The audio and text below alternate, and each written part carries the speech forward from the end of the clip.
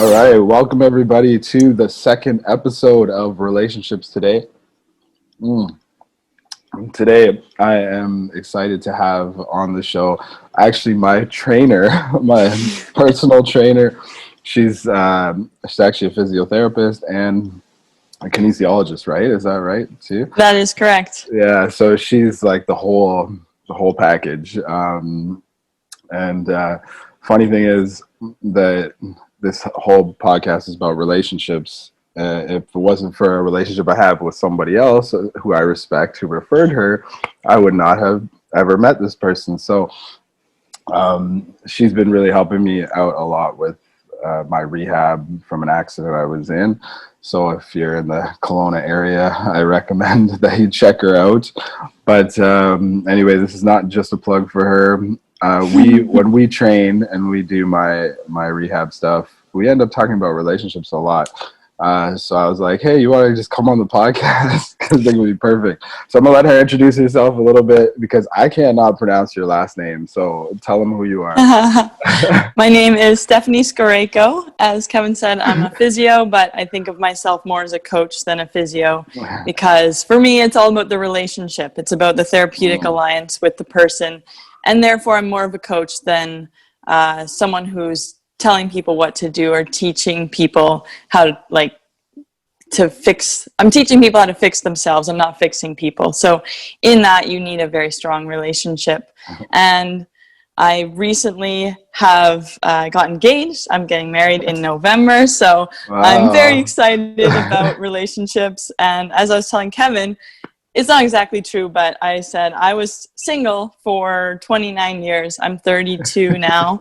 So I spent a lot of time in short relationships because I really had a strong inclination to never settle because I was looking for a very particular set of values.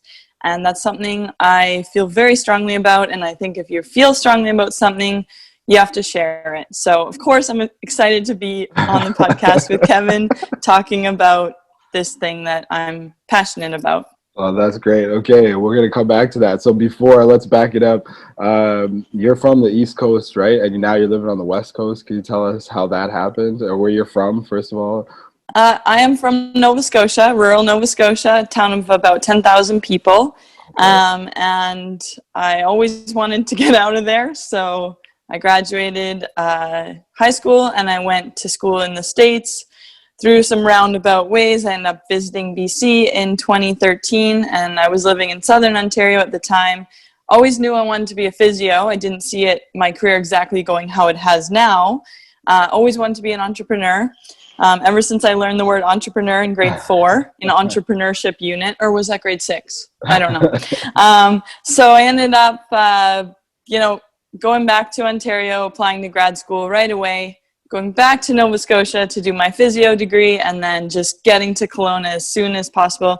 Didn't know a soul in the city. My cousin had gone to school here. She said, "Why are you moving to Kelowna?" I said, "Oh shit," because I was already driving here. So I ended up in Kelowna that was 2015. I moved here exactly 5 years ago in September. And so ever since, I've been building my practice, and I was for sure looking for my life partner, my kind, strong man who I found finally. Shout out. What's his name? His name's Parker. All right. Shout out to Parker. So, and you've been engaged now how long? Since July. Okay. So pretty recent. You're pretty excited about that. Yeah, I'm really excited. Yeah, I could tell. Yeah. So this podcast, what we talked about is going to be titled Never Settle, right? Yeah. So I wanted you to kind of talk a little bit about what it's like for you you're a young woman, still 32. So obviously in your 20s, how did you have that mind? Did you always have that mindset not to settle, or is that a recent development? Or? Basically, as soon as I started really looking for a life partner. So of course I was dating a lot in my early 20s. I wasn't looking for the person I was going to marry until my mid 20s. So, and I was thinking about this morning. Now I have settled. because I found exactly the value in the person that I'm going to marry. I found the value set of, what I most value and want to start a family with. So, So you're settling down, which is different than settling. yeah, exactly. And I was in a lot of relationships throughout my mid-20s to my late 20s where there was so much good about the people I was seeing. I don't regret any of my relationships. I had a list, however. There was two things on the list: growth and service. Those are like my number 1, 2 values. And in thinking about that, there's in a relationship, there's always going to be major areas of like things you disagree with or values you have differently, and that's in successful relationships. But what I really realized in searching for this person is that if you have non-negotiables, you can't compromise those. So my only other longer relationship was, it was amazing. It was a beautiful, beautiful relationship. But I wrote in my journal, like I do a lot of journaling. I wrote out these value lists like hundreds of times, and my partner wasn't like. I knew from the start that his number 1 value was not growth. So I knew it was doomed, even though I thought I was going to marry him and spend my life with him. And in the end, because of that disconnect, in that I wanted someone who was working on growth to the level I was, it was doomed for failure. So in many of my relationships, shorter relationships mostly, I would get a few months in, and it was very disheartening. I would be very excited about these. I wanted to find a life partner. I wanted to have a family. And I'd have to, heartbreakingly break something off that was really good, but really early in the relationship usually, because I was so strongly set on these values of growth and service, which sounds basic, but it's really, to be completely committed to that is a rare thing, I found. Interesting that you picked two. And like those two of all two. Like, is there a reason why those two? A reason, probably how I was raised. Okay. Like that really formed me. Yeah. Growth, which is learning and personal development, and then service. I was raised Catholic, so Okay. service number 1 in my family. That was Yeah. like I was inundated with that from a very young age. And I was shown that by example, and I think that's a really honorable way to live your life and not be focused on yourself. That's, for me, the key to happiness is not just being focused on yourself, is being focused on serving others. Right. Okay. And you said with growth that you found it's in all areas, or do you mean professionally? You mean like just in general, you want them to have a growth mentality? Yeah, the growth mindset, it permeates everything. So in the absence of a growth mindset, well, for one, it's boring to me. And how do you grow in a relationship if you don't have a growth mindset? How do you have a successful relationship in any sort of relationship if you're not open to growth and change and changing your ways? That's exciting. That's the spice of life is finding, a new thing you can learn and improve upon. Yeah. So did you, when you were, no, I agree. Did you like ask him about these things, or did you just see them in him? Yeah, so right off the bat, I met him at the YMCA. And then Okay. right off the bat, he found me on Facebook because he didn't get my number. I was like so bummed. I was like, oh man. And we only had a short conversation at the gym, but then he found me on Facebook and like right away was asking me questions that would imply he was into growing. And Okay. I can't remember what it was, but he said like takes one to know one or something about something along those lines of growth or like learning or mistakes or failure, something like that. Like been through a lot of failures, and that's the key to growth. You have to fail a lot. So in chatting with him just for about 2 weeks online, I was like, yeah, values are coming together. And then within the first couple conversations we had, like in person when we were can't really call it seeing each other, because basically I just went camping with him. So I was like, I wrote in my journal, like, oh, like, this is ridiculous, but I think I found the person that our values match. Like Right. day 2 of really spending time in person. And then, I really appreciated his forthrightness. Is maybe a few weeks into us spending time together, he was just like, what are you looking for? Why are you here? Like, because I was visiting him in the, like, camping in the bush. Like, obviously I'm there for a reason. Yeah. And he's like, why are you here? And like, it was really hard actually to say it so outright so early in a relationship. It was like, I'm looking for this, like, I'm looking for a man that is, going to be committed to growth and these values that I have, and to make a family. Right. I want to make a family. And even though I'm 32, and that's obvious, I was 31 then, and that's like obvious to me, is like, oh, I want to make a family. To say it that outright at the start of a relationship, it was hard. And you didn't scare him? No, he was like, basically from that point, he was like, I'm in. Okay, cool. So that's awesome. Yeah.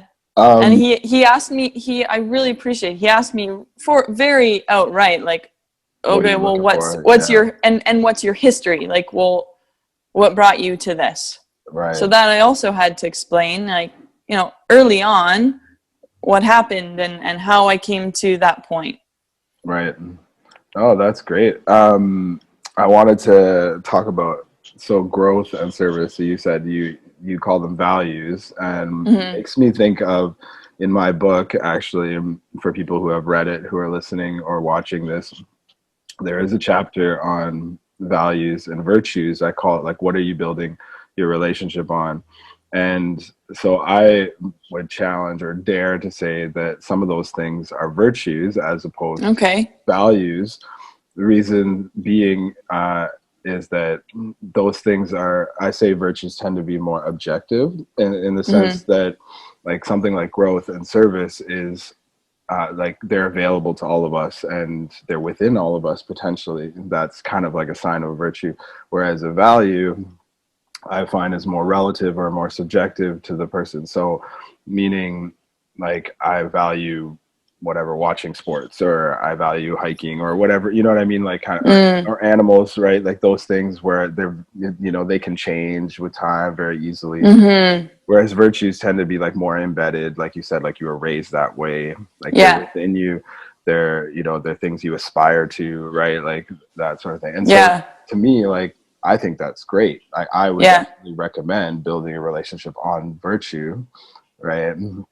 Because it's solid ground to stand on, in my opinion. Yeah, so you're saying values can change a lot more. Yeah. Like, something in your lifestyle. Yeah, for sure. Like, because I see, like, people who are dating and stuff like that, often they're leading with those things. They're like, must love dogs, or, you know what I mean? Like, kind of thing. Yeah. Where that can change. I know, actually, one couple comes to mind, like, right away, that I know, where the one going into it definitely didn't like dogs. It never had a dog or whatever, but grew to love the dog that the other person brought into the relationship, and now they're really close, right? Like, which comes back to growth, is if you're if you get in a new relationship and you're open to growing, it leads, when you have those other virtues, like you say, in alignment, it leaves the door open to, all this future partner of mine is really into rock climbing. Like, for me, that's something I wanted to do for the rest of my life. And luckily Parker already rock climbed a bit, and he embraced it. And that's huge. That says a lot. And it was, like, humbling for him, because he was really bad at the start and really scared. I hope he hears this. And it was hard for me too, because I was very stressed with teaching him, and but ultimately being open to that is a form of growth. Yeah. It raises a really interesting point, though, is what you said about virtue is like something you're raised with. So it's kind of, I question this, and I think about this, is it's kind of funny, is in one way it's great to have a partner and people in your life that are really different from you. But I often wonder if, like, okay, raising a successful family, like a family that is flourishing, and you're not going to have a divorce, you're not going to, you Hopefully. know, Yeah. mess up your children too Yeah, much, because, we you hope. know, Yeah. is when I understand how Parker was raised, it was really different for me, but those similar virtues were instilled. Like curiosity is that ties into growth. It's, you know, that's one of the first things I asked him, like, who taught you to be so curious? And like Mm, his mom taught him to be so curious. It wasn't necessarily innate. It wasn't necessarily something he was born with. mm, But that was, and when I met his sister, it's like, oh my gosh, she's like exactly like my sister. His older mm. sister, who's probably about 5 to 6 years older than him, Yeah. is the same, so similar to my sister, who's 4 years older than me. Okay. So it's kind of funny to think about that, because you're like, I'm like marrying into the same family I was raised in, but Yeah. also very different. Also Yeah, for very, sure. like, a lot to learn from each other. Well, and that brings up a whole other thing, like marrying into or like dealing with other people's extended families and stuff, which we won't talk about today because we don't have time. But I'm happy for you because that's important. Yeah. I do want to, as we start to wind down already, it's hard to believe how quick the time goes. Because I'm a father of daughters, can you, like, if you had some wisdom to share with young girls that are, maybe like you, or, they'd like to be, I see you as an independent woman, you've had success in your field, and now you're, getting engaged or whatever. And I think the two things I want you to share about. One is the whole stigma around settling down, like marrying and whatever. Like often that's not seen. That's kind of seen as weak these days because Mm. women are like independent. They can do everything on their own. They don't need a man anymore. That sort of thing. And the other side of that is how was that for you? Like how did you achieve that as a young woman? You know, in today's world kind of thing, like to not settle and to achieve what you've achieved professionally at the same time, right? Does that make sense? Mm. Yeah. I think I was thinking about this earlier, because a lot of the tools I use is writing things down. So the same uh, way I think I've not settled is, as the success I've had in my career so far, is I write down lists. I write down intentions. I have for 5 years now, about, not 5 years, 4 years.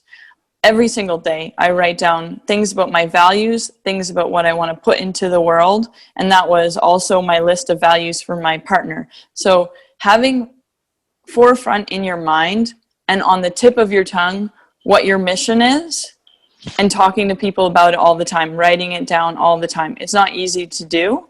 mhm. That was something passed on to me by another physio who moved away. We weren't even close, but she was saying she was writing down list of gratitude every day. And then I started writing down a list of gratitude, a list of intentions. And that turned into this tool of writing down my mission over and over. And my mission changes, and the value list didn't change ever. So that was one tool. Earlier, to kind of go on a different tangent, I think I'm very, very grateful for a couple people in my, like, for many people. But my father, definitely, I had a really good relationship with my father, and a really good relationship with a basketball coach who I actually reached out to Yeah. during COVID. And yeah, she was so informative uh, on just being a woman and not ever letting anyone mess with you. She Okay. was so strong, and she was hard on us. She was really hard on us. And those are the relationships I really, really valued in my life, is people who hold you to the standard of the people that you want in your life. So you have to hold yourself to a standard that almost no one else would. And you have to try to, I think you have to try to bring people into your life that hold you to that same standard. And for relationships, for looking for your future partner, if you're not holding yourself to the standard of the partner you're looking for, and if you're not surrounding yourself by those people who are going to hold you accountable to the standard you're looking for, then it's probably not going to add up. And so, although it's very difficult and sometimes isolating, and lonely to be single a lot and to or be dating and have to like chronically be, you know, like, no, this isn't the right thing. I need to get out early before I'm stuck in a relationship that, oh, our number one value doesn't match up.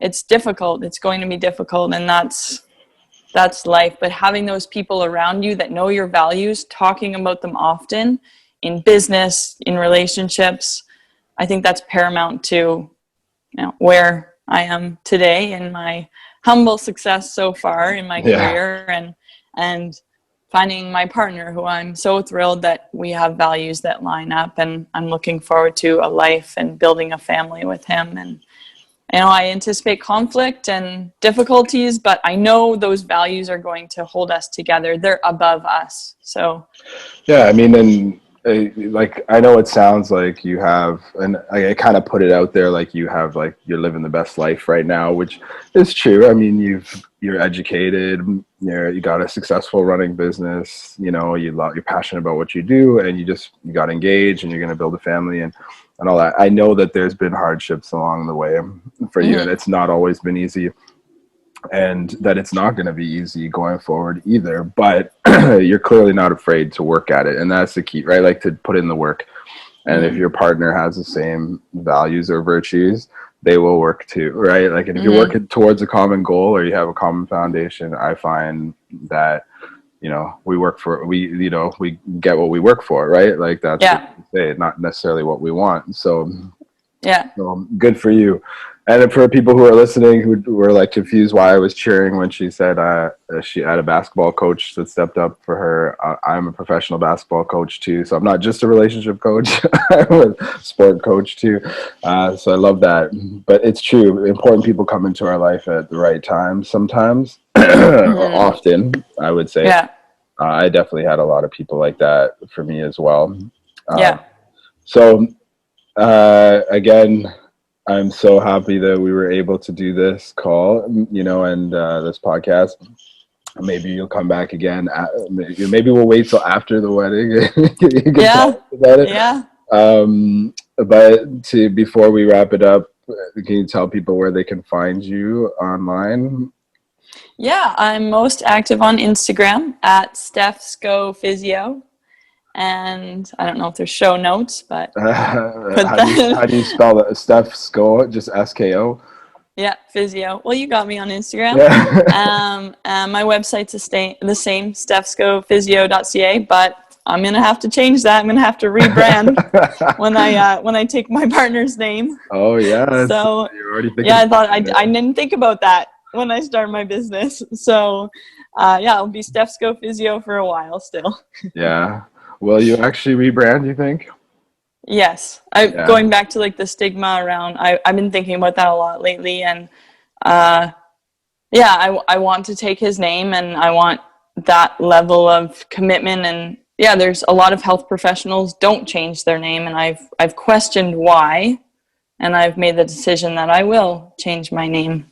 Yeah, it's definitely a thing for a lot of people I've talked about. Like, a lot of women who have built businesses or brands, you know, around their name. Yeah, it's hard. It's a hard decision, and it's been a point of conflict. And I'm making this decision, not conceding. Like, I truly want to take his name and change my business. And you've chosen not to hyphenate on purpose? Yeah. And why? I think about having kids and wanting to have the same name, and it's just, you're leaving your family, right? Like, my family I grew up with it's my family still, but I'm creating with my partner my family. Okay. So our family. So in that, it's kind of symbolic to have the same name. I mean, I'm asking just out of curiosity because you know, obviously I was married and my ex did take my name, right? But I have no judgment or no necessarily, like, I'm kind of neutral on it. Like, I see the value in both, and that's why I'm often a fan of hyphenating, you know, like, but I get what you're saying too. I'm sure maybe, hopefully some of the listeners today, or viewers will have comments on this. I'm sure there's lots of Yeah. opinions out there. Yeah, it's a sensitive topic. Yeah, for sure. it's almost like to the level of circumcision now for boys. Yeah, it's a big topic. And someone sent me, my friend sent me something, as it was a girl saying, or a woman saying, why didn't I take my husband's name? And it was, my husband did not go to medical school. It's like, wow, that's a harsh way of thinking about it. Yeah, It's tough. true. It is a touchy subject. Like I said, like the one I mentioned, or like even vaccinations these days. Like, dare we get into that conversation? There's some of those things that are, and you're gonna find that's the thing about relationships is that. And if you have children, you're gonna have all those discussions, right? Yeah. Like, so Yeah. I wish you luck with all that, and I'm here. Thank you. Here if you need me. Okay, awesome, Kevin. So, want to thank everybody for listening today. I encourage you to subscribe. We're gonna, have lots more special guests on here, and I want to thank Steph for being on today. And go check out the link in my bio on Facebook or on Instagram, Kevin.Kishor, Kishor, if you're listening, and check it out. And we will see you soon, or you will hear us soon on the next podcast coming up. If you know anybody, or if you're listening and you'd like to be a guest, send me a message. I'd love to hear your comments. And if you're looking for a coach, I'm available for that as well. So please send me a message. And of course, if you're looking for a physiotherapist or a trainer and you're in the Kelowna, British Columbia area, look up Steph Skoreyko for now. Yeah, you got it. soon to be what? What's going to be your new last name? Brown. Hey, that's easy. Yeah. All right. Much easier. Thanks everybody for listening. We're signing off.